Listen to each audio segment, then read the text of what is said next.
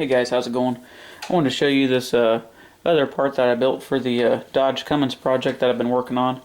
Don't ask me why I keep on making these parts out of aluminum. I just enjoy fabricating stuff, and it's kind of fun trying to see how closely I can get a part to match up a factory piece here.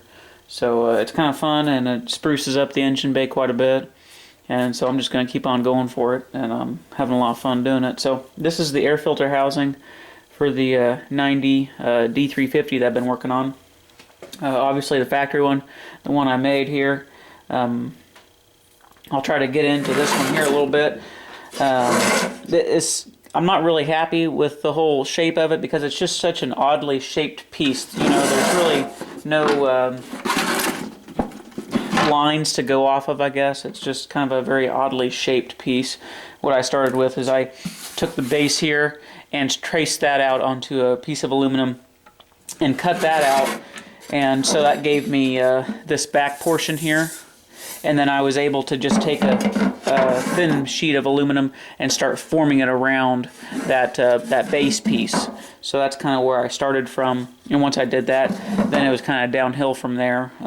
You know, building this piece in and whatnot. One of the more difficult pieces actually was this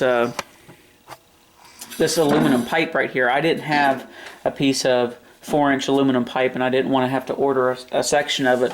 So I actually rolled a piece of aluminum around a piece of 4.5-inch aluminum pipe, or a stainless steel pipe rather, and worked it around and kind of got the basic shape, and then I cut a little bit out of it and then put it back together, and that got me really close to the 4-inch that I was looking for on this one right here. So trying to get it to match up the best we can. For this bead right here around, I used a pair of pliers. One of the dudes online on YouTube actually showed how to make a crimp plier using this is meant for wiring connectors, and you can use this to crimp a bead around the edge of your intercooler piping or whatever, and that will give you something for your silicone rubber hose to bite onto so it doesn't slip off. That took quite a while too, right there. You can see on the original one, you know, they've got some stickers on there. I'm not sure what these numbers are for. They might be the part numbers for the filter housing or the air filter itself. And then obviously, you know, telling you not to use starting fluid on there. I tried to duplicate that the best I could, getting the part numbers on there, and then the do not use starting fluid there. So I did kind of cheat a little bit.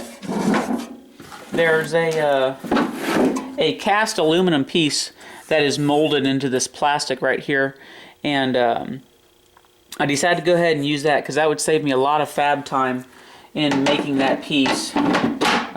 So the section is actually welded to this plate here, and that gives me my mount to hold my air filter down. So I saved myself a little bit of time doing that. This piece in here. So that's the piece that I welded onto the back side of here. Stole it out of the original factory plastic one. So it turned out fairly decent.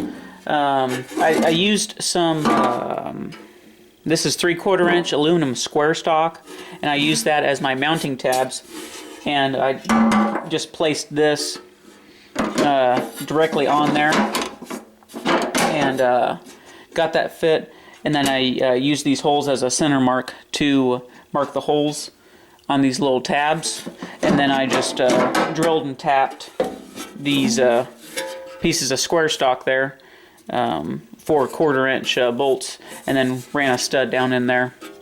I've got some Loctite, some red Loctite curing up on that, so that will hopefully those won't back out on me with red Loctite.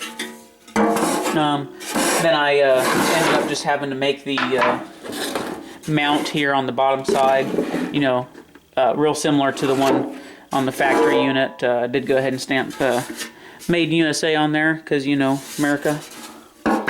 So all in all, I'm not too terribly disappointed with it.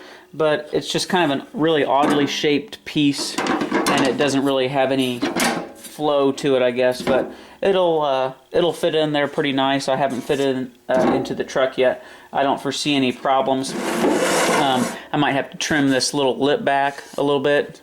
This one here, it's just got this. I'm not sure. I haven't checked to see if that has to interface with something or not. So I might have to trim this edge back just a little bit on the two sides there, but not too worried about it. So ended up getting that piece to fit on there nice and neat.